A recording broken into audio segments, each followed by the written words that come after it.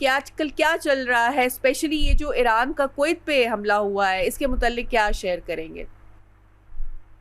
جی بالکل، ایران نے کویت پہ جو حملہ کیا ہے وہ کویت کا انٹرنیشنل ایئرپورٹ ہے، اس کے ٹرمینل 1 پہ ہوا ہے اور اس میں ایک ہلاکت کی اطلاع ہے اور وہ بتایا جا رہا ہے کہ وہ انڈین شہری ہے اور مختلف رپورٹس مختلف نمبرز دے رہی ہیں زخمیوں کے. جو سب سے زیادہ تعداد سامنے آئی ہے زخمیوں کی وہ 60 کے قریب ہے، 60 لوگ زخمی ہوئے ہیں. ایران کا کہنا ہے کہ اس نے یہ حملہ اس لیے کیا کیونکہ اسے یہ لگ رہا تھا کہ کویت کی سرزمین کو استعمال کر کے اس پہ جو حملے کیے جا رہے ہیں اس کا جواب ہے، جبکہ امریکہ نے ظاہر ہے اسے جہریت قرار دیا اور کویت نے بھی اس کو